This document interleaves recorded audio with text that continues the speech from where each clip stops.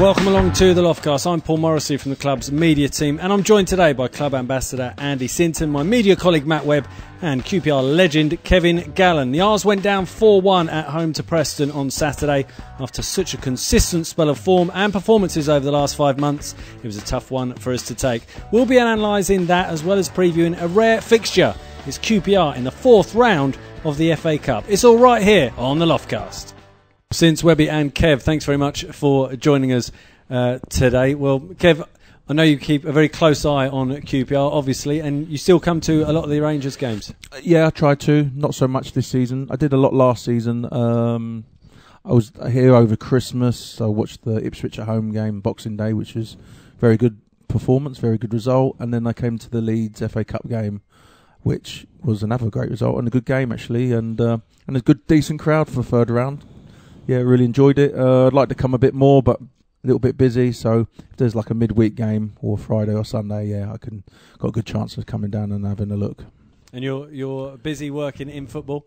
Yeah, I'm working sort of at Crystal Palace full time, going around Europe and bits and pieces in England, but mainly Europe at the weekends. And it's actually interesting, and it's some good grounds to go to, and sort of different experience, and watching different styles of play, and different atmospheres. It's really good. I was in Germany there the weekend, and France the weekend before that, so getting my air miles up. That's the main thing, isn't it?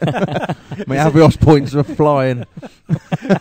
Is it a broad spectrum of scouting you're doing, or is it specific? Are you looking purely at strikers, or is it quite a broad spectrum? A bit of everything, but I think it's no secret that Crystal Palace want a striker, so I've been looking at a lot of strikers at the moment, and there is a fair few. And I actually done a report on that lad who just Salah, who just as we speak, he's currently missing. So terrible. Yeah, he's a good player, and I think that would have been a good signing for Cardiff. And let's just hope and pray that he's all right. Yeah, absolutely, absolutely. After what's gone on there, it's difficult to turn to matters regarding a disappointing result in football, and you lose perspective on these things. But if we do turn to our last outing, was a defeat to Preston. It was a heavy defeat as well. Since I'll come to you first, a 4-1 loss. I don't think anyone really saw that coming. Obviously, Preston have had a very difficult season this season. What went wrong? Everything. In a honest and brutal assessment, let's face it, over the Christmas period we've been outstanding, had a really, really good run. Last couple of games hasn't quite gone with the way we would have wanted, or the way we been playing. But Saturday, I just felt, probably since the start of the season, that's the most disappointing we've been. Never got started from minute one. Never got a couple of passes put together in the first 5-6 minutes. Preston came on, and then, as I say, you concede a goal from your own mistake, and you're on the back foot, and we never were able to pick it up. Talking about that mistake, Joe Lumley gave the ball out to Josh Scowen, and Josh lost possession, and before we know it's in the back of the net. Kev, have you seen the goals? Yeah, I saw the goals. Yeah, I saw that. Yeah, that goal in particular was. Yeah, I mean, just before we come on, I was just talking to Andy about it, and it sort of goes back to when I first started playing with QPR, Jerry Francis was the manager, and Andy will hopefully agree with me. But the first thing he used to say to us, and even when Ray was the manager, took over as well, Jerry used to say to us, first 5-10 minutes, turn their back line. Firstly, just put it in there, stretch the play out a bit, stretch the pitch, and then after that, the centre halves they'll drop off and then go and play. And, you don't really see it much in football at the moment, but, there's nothing more than a centre-half hates is running towards his own goal. And they kick the ball out maybe for a throw-in, and everyone moves up 50 yards up the pitch, and you're now playing in their half. And so, unfortunately, QPR Scowen got caught, but, Joe Lumley maybe should have done a little bit better and looked at the situation and said, really, that pass was not on. Let's just go longer a little bit, and then and then it opens up a bit, and 10-15 minutes later, then you can roll it out. So unfortunate, got to say, the lad took the goal. 9 times out of 10, he maybe skies it over the bar or goes straight at the keeper, but he whips it into the far corner. So got to give him credit, a great finish. It's quite interesting. I know that you have a similar view, since in terms of perhaps Joe shouldn't have given Josh the ball in the first place. I think most people in the stadium, the average football fan, if you like, rather than people who've played at the highest level, would think, Josh has made an error there. But in fairness to Joe, while Josh put his hand up straight away and took the responsibility, Joe Lumley almost wagged his finger at him at the time and put his hand up and say, no, that was my error in the first place. So credit to Joe for almost taking the responsibility from Josh. But it's interesting that probably the average football supporter would just see the mistake from Josh, but perhaps, as you say, Kev, that he shouldn't have been put in that position. Yeah, 100%. I think it's just a little bit of when you concede a goal, most goals, there's a couple of things that goes wrong. It's not just one isolated mistake. So I think you look at the situation, certainly the way we started the game, we didn't start the game very well, so even more so then not to be playing there. There's a thing called risk and reward. What's your risk for what we did to get what reward? Well, as I say, the risk got punished. So, and there's a couple of things. I thought Joe maybe played it a little bit late. If you look at Alan Brown, who closes Josh going down, he's almost daring. He's going, go on, play that, and I'm going to close you down. Almost like a trap that had been set? Yeah, they've set a trap, and we fell for it. Josh has received it back to goal. He's got really no awareness of what's coming around. A couple of things he could have done, and it's easy. He could have just played it back to Joe, but then Joe's under pressure to play what he should have done in the first place. Or Josh could have assessed the situation, just stepped in the box. The referee goes, okay, hasn't come out of the box, you've got to take it again. Easy from where we are, but, when at any level you don't want to give any opposition any G-ups. In Preston, people look at the league table, they're a better side than what their league table shows. They've had a horrendous injury list, got some good players, but I just think we contributed to our own downfall on Saturday. And we talk about that incident, that was after a quarter of an hour, but Webby, the reality was, if we're brutally honest, we were on the back foot prior to them taking the lead as well. We just didn't get started, and the atmosphere at Loftus Road seemed a bit flat as well. Yeah, and obviously the first goal comes, and we had a little spell after Preston scored, and a little spell that we spoke about it since before we came on air after the second half had started. But you look at the first three goals really, and goals 1, 2, and 3 are individual errors, and you spoke about it was like the opening month of the season. It was very reminiscent of that in terms of 3 individual errors, and you're on the back foot. It's one obviously just one to put behind us as soon as possible. What is it about Preston? I mean, we've lost our last 6 games against them. Someone said after the game they're becoming the new Nottingham Forest. There seems to be no logic for it, but like I say, they've done the double overs the last 3 seasons running. Is there any logic to bogey teams?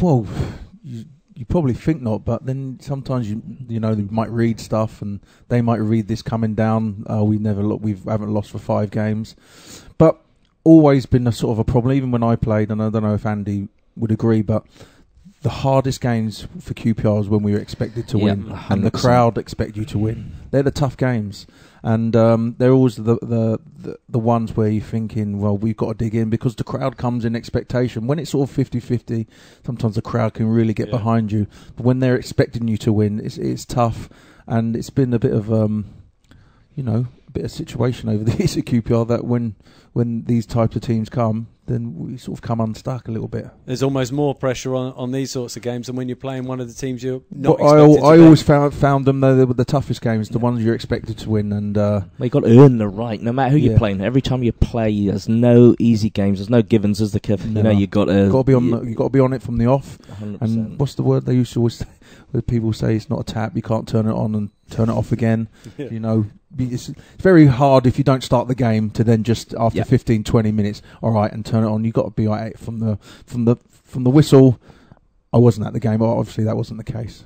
Kev's right, to be fair, because you look at 2 other recent home games: Hull City at home, beaten, Reading at home, a 0-0 draw. So these are games where you have the liability to come unstuck. And it's a situation with I'm not blaming the crowd, because sometimes the crowd get the players going, and the players get the crowd going with a tackle or with a cross, or something. A player does something, makes a challenge, makes a run, and that can get the buzz going. But if that don't happen, then the crowd sort of got to help as well. Is that in a player's mind as well, in that sort of game, think if I can do something here, if it is just a big tackle or whatever it is, just to get the momentum going? Well, the year where we got promoted from League One is now, we were pretty much expected to win every game. So it was, it was tough, because when you're expected, that's why you got to give credit to like your Man Uniteds and Liverpool and Man Cities over the years. They're expected to win, and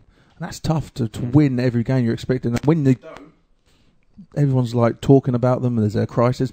But that season, when we played in that season, we got promoted. It was a case of everyone used to say, it's going to be, we need to get the crowd going a bit. Someone make a tackle early. Someone do something quick. Let's start really fast and get them right behind us from the off. That's important. So it is tough when you're expected to win. Always has been.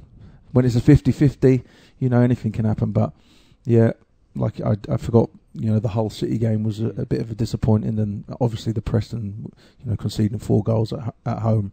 And the goals, I've seen the goals. The first goal's a mistake, and then I think the next 2 are set pieces, and then to be fair, the last goal, the bloke's, that's a great finish on the half volley, right in the corner. That could go anywhere. So sometimes you get a bit of luck, the opposition, and it all goes to plan. And obviously that happened for Preston on Saturday. And Kev, the run of results against Preston, it's not something that you can completely escape criticism for as well. I decided to have a look at your record personally. I know. For QPR against Do you know Preston. what? I was just thinking about that, incredible. and I don't think I ever played the game. Did I? We win. Might have got a draw once. During your time, no. To be fair, during your time there were 6 games. We won 1 of the 6. Oh, that's all right. So it's an improvement on the last 6. No, I know. Yeah, because I always thought it was a tough. They've always got a decent team, and I spoke to my friend who was coming to the game, and he said, "What did you think?" I said, "It's going to be a tough, because I've seen Preston this season. I've seen them last season, and they're a well organised team. They get the ball, they put the ball in the box as often and as quickly as possible. They never turn down a cross. They're sort of a bit of not an old-fashioned team, but they play to their strengths. They're very direct. I don't know if they were on Saturday, but they do put the ball in, and they scored 2 goals from set pieces. So." They look organised, and they look like they got a good team spirit. They done all right. They were just out of the playoffs last season, and then they had a bit of a dodgy start to the season. I know they beat us, but then they went then didn't win any of the next 10. Yeah, so usually sometimes the manager becomes under big pressure when you don't win for 10 games. So fair play for them sticking with him, and we'll just got to move on. It's always the next game. It's always about win or lose. It's always about the next game. And be interesting getting your thoughts, Kev and Since, on this. Obviously, both having played successfully at the highest level, the dark arts of football. I have to say, we've really. I mean, Aston Villa would say, "Well, hang on, that you were playing that game at Villa Park when we got the 2-2 draw in terms of slowing the game down, etc." Preston did it to great effect, it has to be said, against us on Saturday. They were slowing the game down. They were going down injured to stop the game, and then personally, from a fan's point of view, if you like, you're sitting there in the crowd and you're looking at the game, and a player goes down and the referee stops the game, and then the player doesn't even require treatment to carry on. And what always baffles me is, the referee hasn't stopped the game, we've put the ball out of play and the player doesn't need treatment. And I was thinking, like, from a player's point of view, why do you put the ball out of play? I mean, I know it's like the right thing to do, etc., but I always think when the player then gets up and doesn't even require treatment, and then they time waste from the resultant throw-in, I think they've had one over on me there. As I say, as a spectator and an opposition player, you hate it. But when you're away from home, you're winning the game.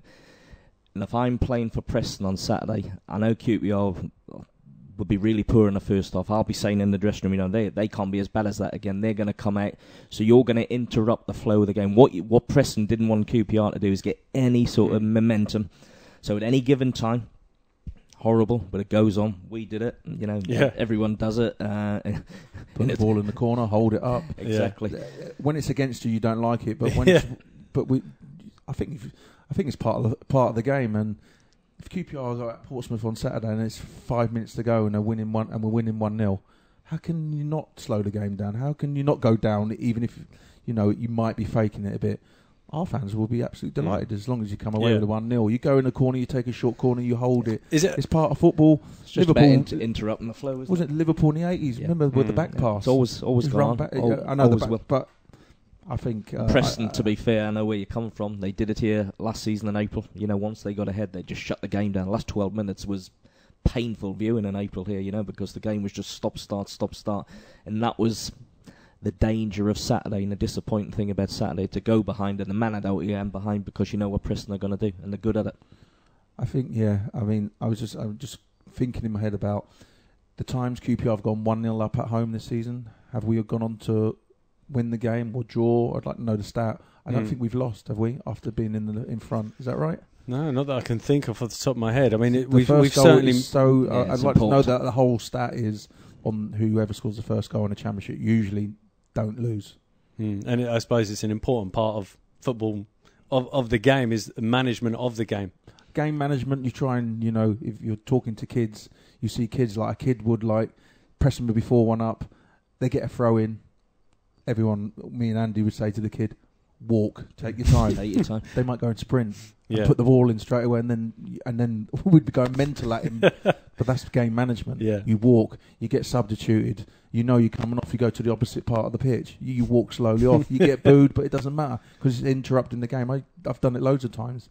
But I'm sure you have, Andy. It's game management, and when it's against you hate it, but when it's for you, you love it. I'm just going to back Kev up there. I think that's probably an area this season where we as a team have improved on as well. Slowing the game down. First 20 minutes when you're going to lead, don't let the crowd get up. So just kill the game. Let yourself settle into it. And certainly when you're winning. But we're disappointed with that. But fair play to Preston Saturday. They came, they did a number on us. I think the first goal's down to us. And disappointingly for me, the second and the third are from set plays. Unnecessary free kick for the second one. They get the first contact. I'm sitting alongside one of the best there. You give people a yard, a foot in the box, you're going to get punished, and that's what happens Saturday. You don't win the first contact, you're in danger. Not very rarely, but stats prove it's the second phase where goals come from. And if you look at both the second and the third goals, they get the first flick at the near post, and someone steals away. A couple of our boys have switched off, and game's over. After the game, Steve McLaren was very honest in his assessment. He basically said it wasn't good enough. They deserved to win. Bad day at the office. I suppose you could argue there's not a lot else he could say, because that's all true. But often you see a manager can't come and try and paint a different picture to what everyone's seeing. And as a football fan, when I talk about me as a fan, I mean as a football fan, Kev smirking like he's going to out me. As a fan, it's what you want to hear. You want that honesty from a manager, don't you? I think there's games when certainly performances and results where you just have to say it as it was.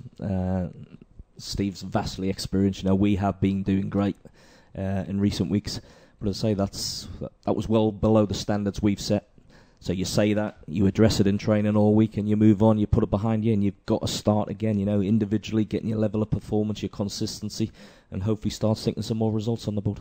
Do you agree with that? Yeah, definitely. I think he's obviously come out and been really honest, because I don't think he could bluff a 4-1 at home. And I think a couple of weeks ago, I saw the best one for a long time was our old manager Neil Warnock lost and started talking about Brexit.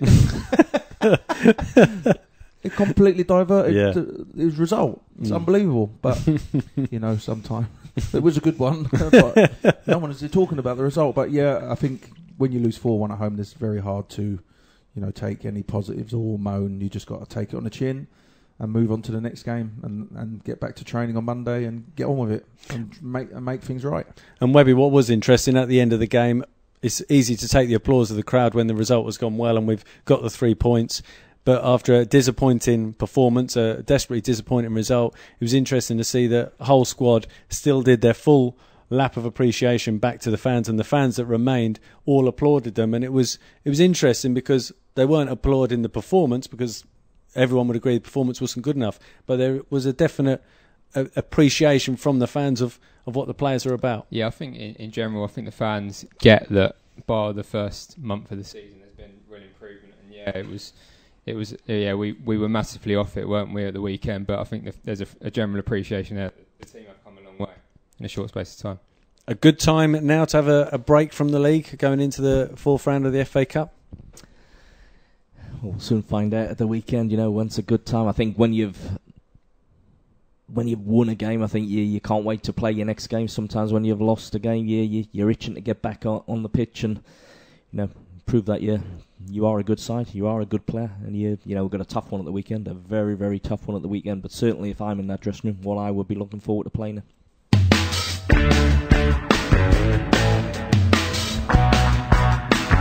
Okay, well, Kev, just looking at the season so far for QPR, and interestingly, on the recruitment side of it, obviously it's been well documented how QPR approached things when we did get into the Premier League and the sort of players that came to the club, and perhaps their motivations weren't what you'd like from a supporter's point of view.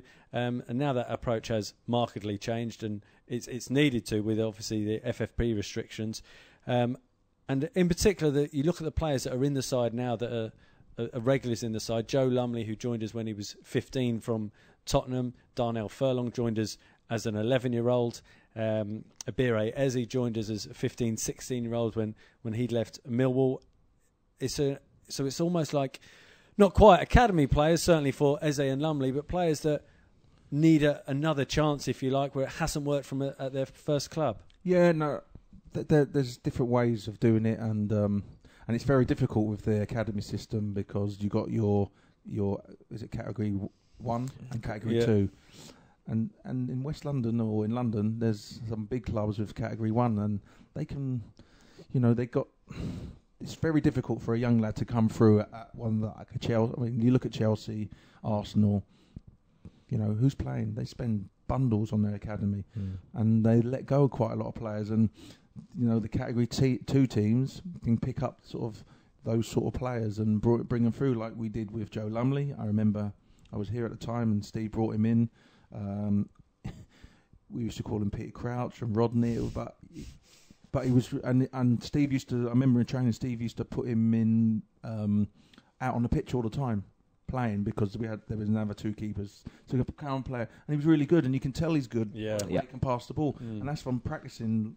And I'm really pleased for Joe Lumley. He used to stay at my parents' house for 2 or 3 years in Diggs, so he came round to my mum and dad actually. So it shows what a nice lad he is. He came round to my mum and dad's before Christmas and brought him over some chocolates and flowers, which my mum was really happy. Nice. So really good of Joe, and my mum was so pleased about that.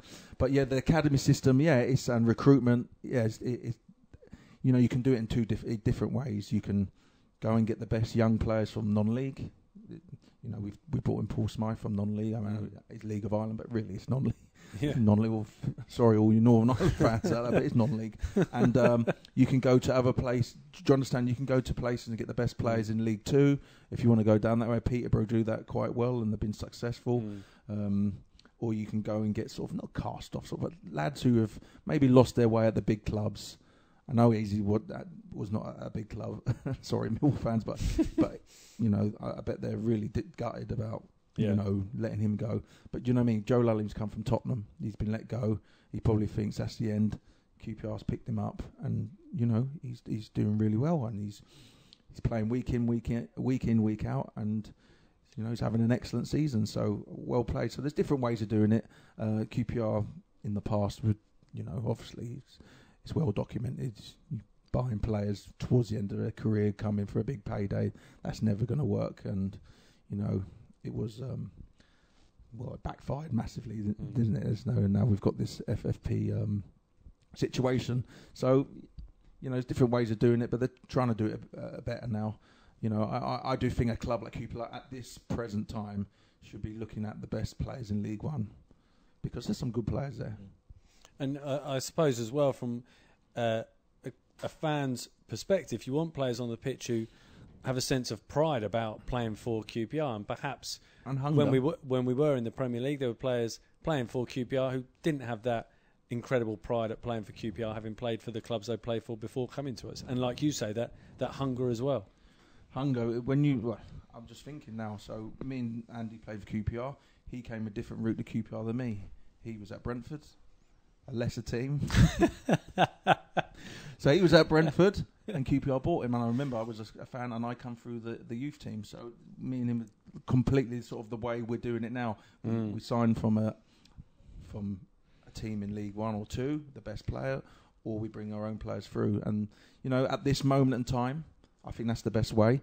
If we get back into the Premiership, then it's a little bit difficult because the step up is massive, and you might have to go and sign some players, but sign the right players for the right reasons with the right attitude.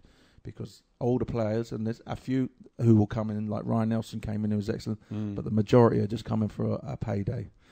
And another thing, that situation when we did get promoted, we signed maybe 10 players or whatever. Now, those 10 players that came in were probably okay players, and Fulham have done it this year as well.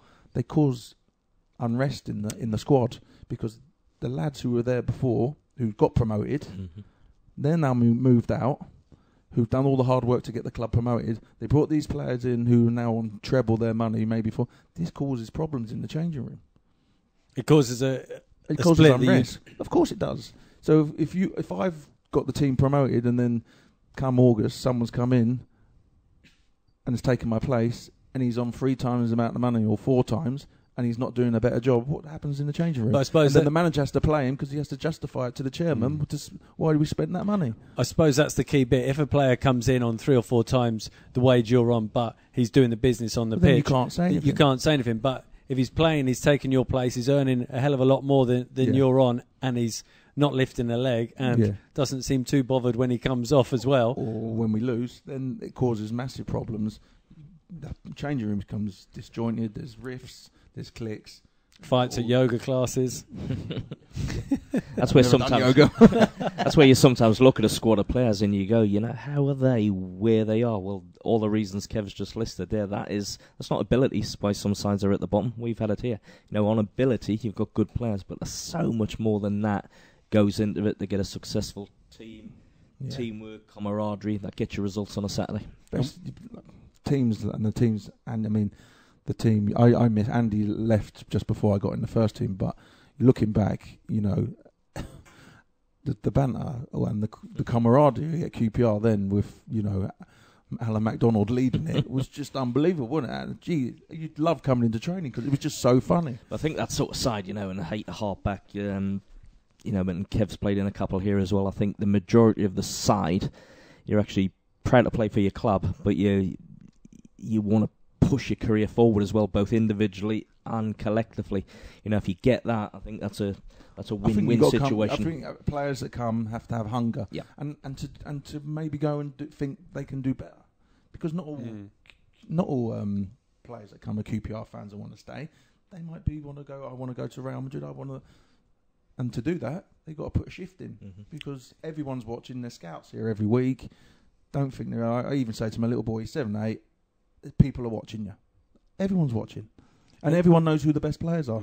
It's not a secret. And there's no shame in a player seeing QPR as a stepping stone for their career. If they want to come in and do well and get the opportunity to go up because they're doing well at QPR, that's no slight on QPR. And ultimately, that's going back to your day when you played. That's what the likes of yourself since did. It's what any player wants to play at the highest level. Let's say if me and Kev are playing for QPR in a championship now, surely we've got a desire to want to play at the highest level possible. And that's either to get QPR promoted. Yeah. So you put in your performances for the team that you're playing for, so the team's benefiting, but you're going to benefit as well. And I don't think anyone anywhere's got any qualms with that. If you're putting a shift in for the club that you're pulling the shirt on, club get the benefit, and you may get the benefits further down the line in your career. But you got to work for that.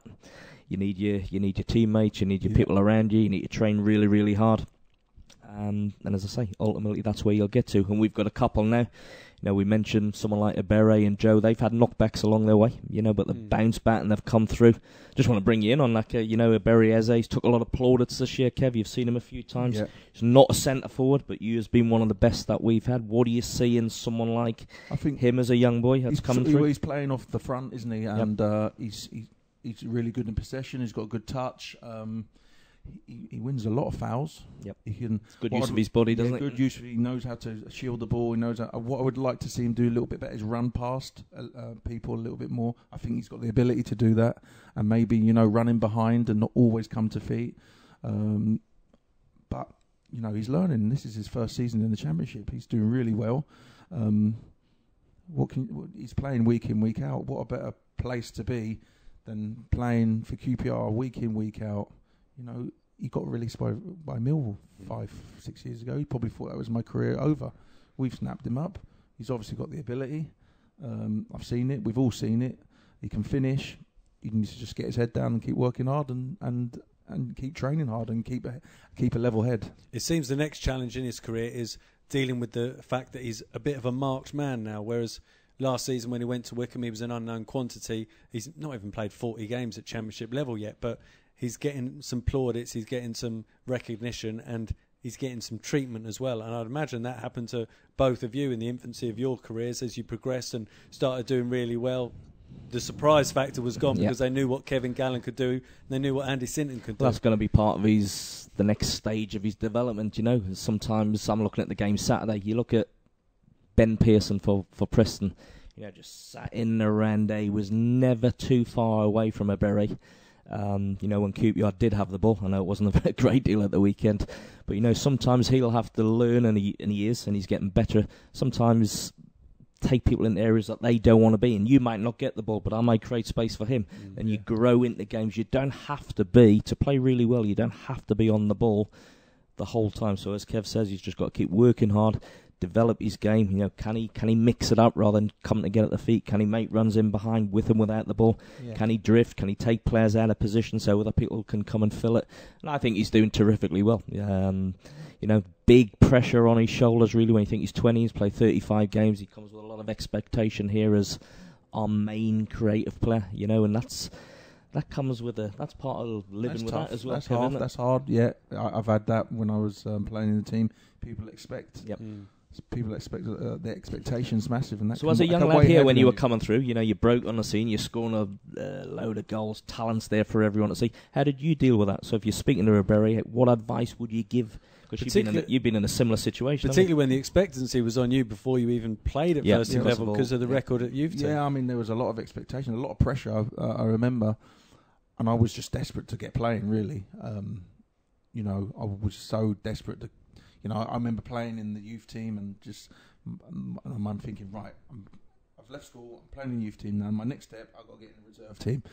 And then, I didn't really play that many games in reserves. And then I just got, thrown into the first team at the start of I'd done 2 years in the youth team. I played a handful of games for the reserves because we had such a big squad and good squad. And like in those days, I don't keep going back, but if you didn't play on a Saturday, you're playing on the Tuesday. Yeah. There was no, do you want to play?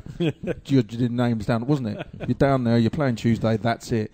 And you could be playing against, I think I played, we used to play Tuesday nights at Harrowborough, and one of my first games for reserves, we played West Ham. I'm playing up against Alfie Martin. Yeah. Played at the World Cup. Yeah. And I'm 17. So that's a massive step up. And I found it tough because, this is a good player. No, not a good player, he's an excellent player. And I'm just a kid. So the expectation was massive because I broke all these records in the youth team. I didn't really play many in the reserves. I did a little bit at the end of my second year in the youth team. And then started the pre-season. I went on the tour to Sweden. And next thing I remember this. So we played Man United away from home. And I remember Bradley Allen, I was sharing with Bradley Allen, and it was Les up front, and it was between me, Bradley Allen, and Gary Penrice, who was going to play up front with him. And Bradley Allen says, I think you're going to play tomorrow. And I'm like, I still didn't, am I? Yeah, you'll play tomorrow. And I'm like, really? No, but in my head, I'm like, do you reckon I've got a chance? And then I didn't even know I was playing until 1:30, or when we have the team meeting. So then the expectation's massive. You're at Man United, and you don't want to let anyone down. And it's tough. Easy. It is tough because there's a lot of expectation. I don't want to talk about me, but it's very similar. He's playing week in, week out. That's a great opportunity for him. Like I said, I wasn't at the game, and you said that Pearson was around him. That's where he's got to, chat to the coaches, chat to the manager, and say, look, he was around me. What do you think I need to do to find some space? And the first thing I would say is what I said before: start making some runs in behind. And do you know what I mean? Try and stretch them defenders so the gap between Pearson and the centre halves is bigger. Yep. If there's really close, there ain't much space I've had that because when I played up front with Les, I sort of played a little bit deeper, come to feet, and Les would be the more running in behind. And if there's nothing worse when you want to come to feet and there's a holding centre midfielder blocking you. So even when the ball does come up to you, your touch has to be absolutely immaculate because that bloke, that Pearson, is only 3 or 4 yards away from you. So you've got the centre half behind you up your backside and you've got Pearson trying to nick it in front. So you have to be, your touch has to be immaculate, and it's very difficult. And you can only learn that by being put in that situation, right? Playing. You can talk about coaching, but sometimes you're learning on the job, aren't you? Always. That is the main thing. People say to me, how will he get better? How will he get better? Playing regular football. Yep. How will young players get better? Go and play League 2. Go and play League 1. Have 6 months there. You'll learn more there than training. You will, because you're doing the training anyway. And then on the Saturday, you've got angry people on the sideline going mental. You've got centre halves want to kill you because their livelihoods are on the line. Mm-hmm. Yeah, and you look at the three young players that are playing regularly now, Lumley, Furlong and Eze, they've all been out on loan. It's important. Well, we've spoken about it many a time, and Kev's he's just said it before I came in there. So important, vital. It's part of growing up, learning your trade, playing against seasoned pros who don't want these whippersnappers, showing them up. We spoke to Gareth to me a few weeks ago that he pulled Eze up when he was on loan because he hadn't tracked a run-up, but not only Gareth pulled him in the dressing room, 2 of his teammates go, you know what, you might get away with that on 23s, but you might cost us, my bonus at the weekend, you might cost me my job, Gareth might be at the door, not just Gareth, but I'm talking about any manager, and that's the real football. Part of growing up and real football. And you probably wouldn't get pulled up like that if you're playing at under 23s. Well, you might get it mentioned, but because there's nothing on the game, there's no livelihoods really on the game. There's not the level of accountability. There's no accountability, and also the fans demand. Do you mean they're demanding? You're losing, you're booing. It's like it's happened to us all. We've all been in the me and Andy. We've been in this situation where you're getting booed, where you're walking off. I've had it loads of times. Yep. Unfortunately, you've just been getting caned, and then you have senior pros caning you as well. Mm. And that's hurts probably more than the fans when an older player, telling you, shouting at you. You got Alan McDonald screaming at you, coming off the tunnel at you. You're not tracking a fullback. Ray Wilkins, you know what I mean? Ray didn't have to say much. Just look at you. Yeah. If I'm playing, and I didn't have the pleasure of playing with him, but if I had an opportunity to cross and I didn't, Les would just glare at me. He didn't have to say, he said, get it in. And vice versa. If I'm crossing balls and these aren't on the end of it, I'll be saying to them, I put 6 balls in the box. And that's where you can make the managers and the coaches' job a lot easier, can't you? Yeah, I mean, hit the nail on the head. Andy puts the ball in 5 or 6 times and I'm not on the end of it. He don't get any assists. He's fighting me. And when he don't put the ball in, I'm shouting at him to put the ball in because I can't score. So you have that mutual respect, and it's not a fight, but it's a mutual respect when you're in the team. You put the ball in, I'll be in there. You both benefit. Yeah. Because in the long run, you do benefit. Everyone benefits. So, it's back to Easy's and Joe. This is a wonderful opportunity for them. We've spoken about Joe Lumley and Eberechi. Just a word on Darnell Furlong. It must make you feel old when you think you were playing with his dad. I know. How impressed have you been by Darnell, and when were you first aware of him as a player? Well, when I was doing a bit with the youth team and the under-15s, and I had Darnell, and Darnell was he was there as it was School of Excellence or Academy. We just turned in School of Excellence Academy, and he was very slight, and there was sort of a bit of a question mark, and we all had our say, and we all come to the conclusion, and it was the right conclusion. We said, well, he's not going to be slight forever. Just look at his dad. It's just basic knowledge where his dad's a big bloke, he's very strong, Paul. He's going to get bigger, and I see him against Leeds, and he's got a massive chest on him now. 5-6 years ago, he was he's put on a stone of muscle. Well, I'm really impressed with him because his attitude was always great, and he got all that from his dad. When you've got sort of someone that experience of football and telling him what to do, probably just telling him to be professional from an early age, and he is, and he's a lovely kid, and I'm really happy for him. And when I do see him, and I see him bump into him when I come, he's a nice kid that I knew 10 years ago. He's really good. I think he's got really better, and I think what impressed me is he's excellent in the air at the moment. Yeah, it's like headers the back of people's heads and goes through them. He's got his dad's aggression. We used to call Paul the smiling assassin. Loveliest bloke, but ruthless to score goals, and you know what I mean, to not get bullied by a centre half. He would give him such a hard time. Interestingly, Darnell was saying today that when he was on trial for QPR at the age of 11, it was Joe Gallen who was making the judgments on players, and it was Joe that almost gave the green light for Darnell to come in. And then obviously he worked with you at under 15 Steve, level, and he worked with Steve as well. So he's certainly come through the Gallen production line, hasn't he? We got one.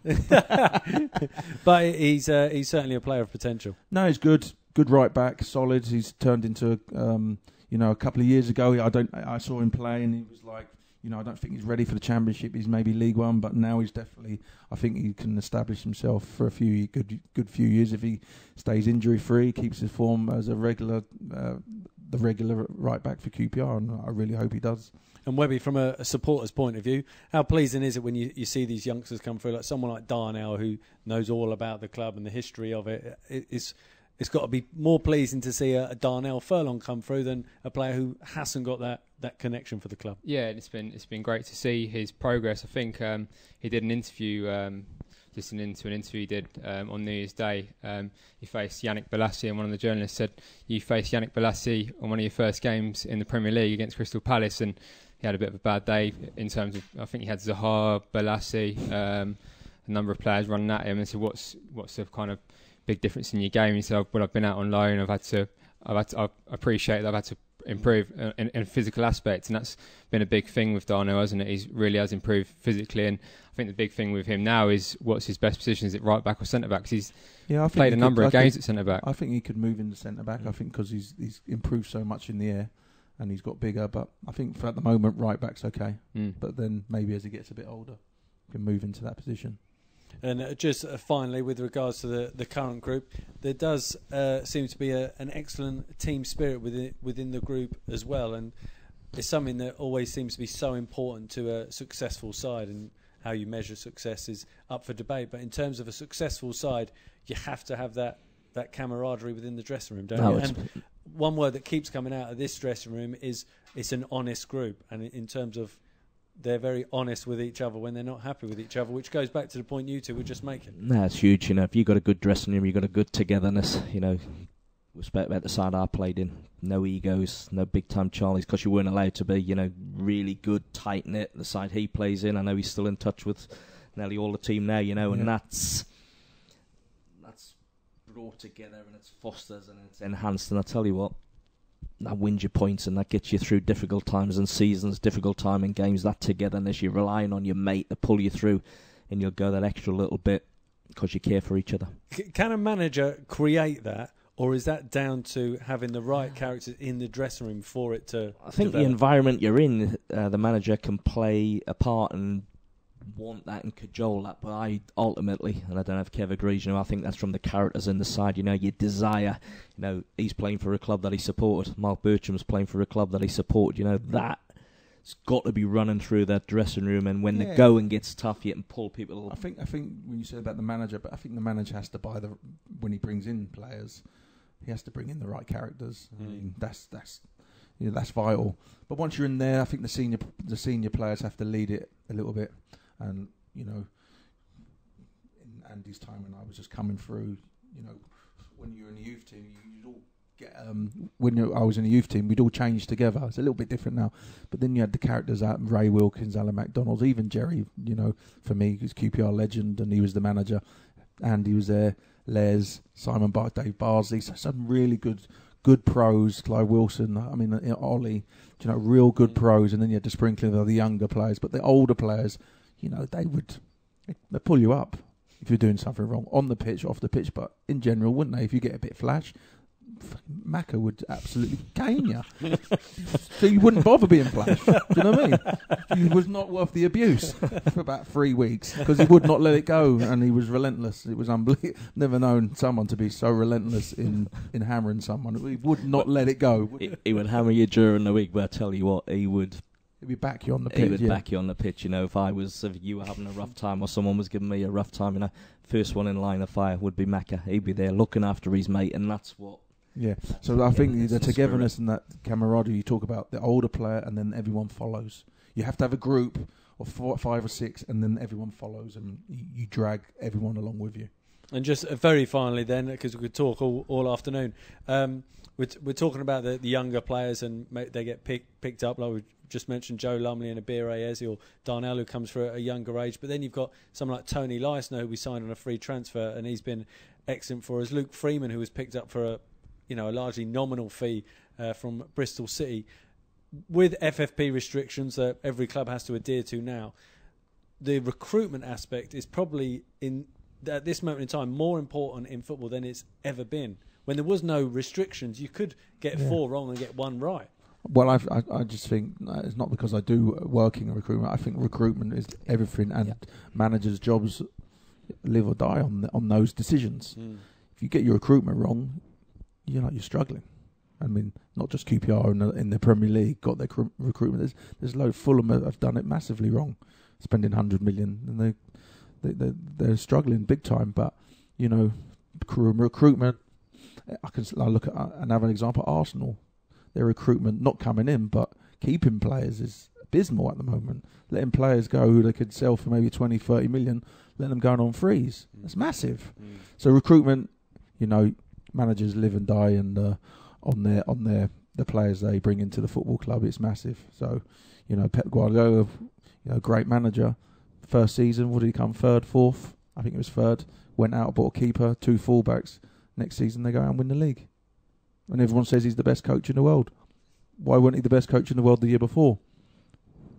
Why didn't he coach the academy players if he's that good a coach? He went out and spent 150 million on 3 players. Mendy, Kyle Walker and Edison. They then win the league. That's how important recruitment is. Yeah, so whatever level you're at, you've got to get your players right. You've got to get them right. Yeah, definitely. You agree with that, Sint? Totally. And just because you're going to spend with any player that you bring into any club, there's a risk. There's no guarantees whether you get them on a free or you spend 50 million. Obviously, the 50 million, there's more chances, if you like. But yeah, Kev's 100% right. I think I wouldn't like to put a percentage on it, but I speak to a lot of managers. They say the biggest part of their job now is getting their recruitment right. So it's key. So like Kev, anyone in that role throughout football clubs, got a massive part of playing football clubs. And I think the main thing is it's not about the ability. It's the attitude. Character. How to judge the character. And it's very difficult. You can judge a character on the pitch. Is he working hard? How do you judge a character off the pitch? Because he might just come in and just completely ruin the change room. You don't know, so it's difficult. You have to do background. Well, you have to do a background. You do background checks and you talk to fellow managers who've probably had that kid and they might... We all know, Andy tell you, everyone talks, don't they? Everyone's talking to each other. They might ring up and say, what's that player like? Yeah, he's great. On the pitch, he's brilliant. Off the pitch, absolute nightmare. Don't touch him. That's been said loads of times. So that's how important it is. Background checks. And obviously, you've got to have some ability. But he wouldn't be a player if he weren't. But John said, that's important.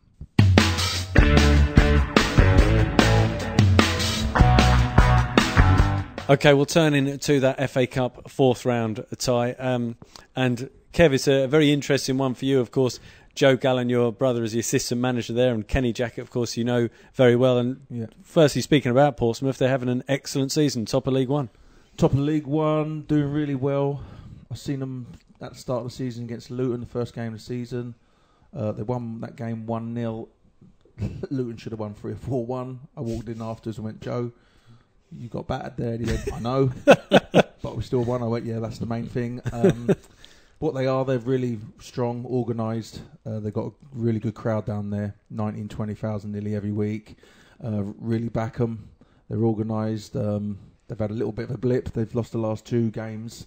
A home game against Blackpool the week before 1-0, and then they lost to Oxford 2-1. So, be interesting. I think it's a really good game. It's going to be, we got 2.5 going down? Yeah, just under 3,000, 2,800. That's brilliant. I know a lot of QPR fans asking if I could go down. I can't make it. I wish I could because I know it would be a great game. Be a great atmosphere. The QPR fans are really up for it. Portsmouth fans will be really up for it. Yeah, really good game. I wish I could go, but yeah, it was actually quite funny when the draw was made. I think there was like 6 teams left, and it came out Portsmouth And then it came out QPR. I just started laughing. I texted and I said, "Oh, I think Man United, Tottenham, Arsenal, and Chelsea all still in there. The biggest team left there." So yeah, really good. My mum and dad are going down, and my sister, but my mum and dad are really looking forward to it. Yeah. Of course, your dad's a season ticket holder at QPR. Yeah. Who's he supporting? Oh, do you know? It's interesting. He can't lose, can he? No, I don't true. know.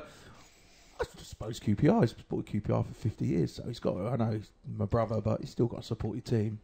Haven't you? I don't know. So you're supporting QPR, yeah? Oh yeah, of course. Yeah. But so my mum and dad are really looking forward to going down. They go down quite a bit and watch Portsmouth. My dad still, when he's not. If QPR away, he's getting a bit old. He don't like travelling too much now, so he's getting a lift down to Portsmouth. But yeah, he's still up in the South Africa road, and he'll still follow. So it'll be really good. It's really good for mum and dad, and I hope it goes well. Yeah, it should be a great occasion. And I mean, I think most football in neutrals, probably outside of the Southampton postcode, would like to see Portsmouth playing at a higher level than League One. They're a bigger club than that, aren't they? Yeah, big club. Kev's touched on it. I played there a couple of times. It can be quite hostile down there. They get right behind the side, and they're having an excellent season. I think if you're looking at the game, Portsmouth want to progress, but I think they're in a magnificent position. If you were to ask Kenny and Joe, their priorities would probably be to get promoted. You look at us. We haven't been great in the FA Cup over the years. You look at the way the QPR fans have bought tickets and are going down there. I think that shows how important they think the game is, for us to have a good cup run. So it's both sides, I think, will look at the game and think they can win it. Yeah. So it's going to be one to really, really look forward to. I think it's a good opportunity, especially for QPR for us, because we've had such a poor run over the years in the FA Cup. This is a great opportunity to get into the fifth round, and you get to the fifth round, you get a home game. Yep. You might get an easyish tie. And then, like we said, all football matches are not easy, but you get a winnable game. You're then in the sixth round, and then it's just, everyone's buzzing. Yep. It's actually, it'd be great to have a cup run. I think the last time I remember having a decent cup run was when we went down to Wimbledon in 19. I had done my knee that year, and it was 1942. No, 1997. I think it was in Wimbledon, and I went to that game, and I remember the crowd QPR brought down to Selhurst Park. They had the whole end at 13,000, and I remember Mark Hateley scoring first, and the crowd going ballistic. So that's the last time we had a decent cup run, and before that. Andy, did you ever do anything? Yeah, we had a couple. Oh, do you remember the one in Liverpool? Finals, Liverpool. Yeah, we 2-2 here and got beat 1-0 in the replay. But that was a great game. There's a lot said about the FA Cup and the way clubs treated now in the modern day. But it's still a fantastic tournament. And if you can get into the latter rounds, it's unbelievable. Be brilliant if QPR can get. And Wembley moves a game closer as well than it did back in the day as well. Then you're talking about history for the club, aren't you? You're not far away from. We've been there a couple of times and just come unstuck, and now it's one to look forward to. And I think we're okay in the Championship. There's no chance of us getting relegated. I think a cup run would be brilliant for the fans and for the club. And I mean, I don't expect you to reveal any family secrets, but in terms of I haven't got any. I tell you what, Bielsa will be proud of this approach. Get the brother of the assistant manager over for a chat. With them playing Luton on the Tuesday after they play us, obviously Portsmouth are top of the league, Luton are second in the table. I think there's a point between the two. They play Luton 3 days after they play QPR in the FA Cup. Naturally, the league is going to be their priority. Do you expect Portsmouth to play a full-strength team? I do. You do? I do, yeah. I expect QPR to play a full-strength team. I really do. That's why it makes it such a good... I think Portsmouth, I don't think they have the squad to sort of rotate. I think the lower league teams don't have squads like the Premiership and Championship to just rotate players. I think they have to play their strongest team. And I think the crowd and the big crowd that's going to go there on Saturday demand. I mean, if QPR play a weakened team and the 2,800 people won't be happy. And also, if you're a Portsmouth player as well, it's a full house at Fratton Park against a team from a division above. You want to prove you've got what you want to be involved in this game, wouldn't you? Of course you do. That's why you play the game. Whenever you play against the side from a higher division or a player who's seen to be better than you. Kev's playing against a top centre-half that's either been at the top of his game or coming through, you know. He's got his own pride. Everyone should have their own pride to really pit your wits against who you're playing against, and can you come out on top. So I think it's a real intriguing one on Saturday, and I think, certainly want to look forward to. I think, like you said, the Portsmouth players will be thinking, well, they're the championship team, which they did at Norwich. They want to prove they're just as good. But also there's a bit of a media thing with the FA Cup still that it would not matter. It wouldn't be a giant killing, but Portsmouth are a league below. So, you know, they'll be in the papers to prove. So QPR will have to be on top of their game. And I hope QPR play the full team. And I do think if the QPR weather the storm, we can nick it. And just by a goal, because it's going to be that tight. Be that type of atmosphere, nothing, very, very little given between the two teams. And this will be one where turn the centre backs for the first 10 minutes, won't it? Well, I'd like to think so. Bit of blood and thunder. Yeah, this is a typical FA Cup tie with a big sellout crowd. Yeah. And it's a game both sets of players and supporters will think their team can win as well, because there isn't that much between them. You know, all being well, Portsmouth will be in the Championship next season. No, 100%. Portsmouth will look at the draw. You know, I've already said I think their main priority is promotion, and quite rightly so. But they'll be going to win the game. I don't think they'll want to replay. I think they'll want to end it on the day. So I think they'll really come at us. Kev's already touched on. I think the first 15-20 minutes of any game, but certainly Saturday's going to be key. Give nothing away. You know, can you quell the crowd because it's going to be boisterous down there? Can you grow into the game? But we've been to places this year where we put on good performances. You know, hostile places, Leeds. I know we came unstuck, but we put on a good performance. Villa, we were outstanding up there. Forest, where we won for the first time in history or whatever. You know, that was so we weren't fear going there. But as Kev quite rightly says, we're going to have to be at our best. It's another thing. We were talking about game management just before. Everyone, when you go away from home in a hostile crowd, what does everyone say? Let's kill the crowd. Let's quieten the crowd down. Let's just give nothing away for 20, 30 minutes. Keep possession. And there's different ways to do that, isn't there, Kev, from playing again? You know what I mean? You be tight, you turn them, you play maybe percentage football for a bit. Well, obviously, the best way is quieten them to score a couple of goals. So, you know, the obvious one, but that's the hard bit. But yeah, I'm really looking forward to it. To see the result anyway. Who are the Portsmouth players that QPR will need to look out for? Well, Jamal Lowe's suspended, so that's a bit of a blow for them. He's their top scorer. He's their top scorer. He plays on the right. Oliver Hawkins is injured, who's a big centre forward. He's injured. He's going to be a miss. But the left winger, Ronan Curtis, who's done really well. They signed him from Derry City in the summer, and he stepped up really well. He scored a lot of goals. He made his international debut this season for Ireland, so he's one to watch. The Ronan Curtis on the left, and you know what, they've all got a good. From what I've seen of Portsmouth, they're all good, honest pros, not old young lads with good ability, but you know, real give 100%. Very similar a little bit to Preston, that type. Well, it's certainly going to be an interesting one. Well, thanks for joining us on the Loftcast. We'll be back next week to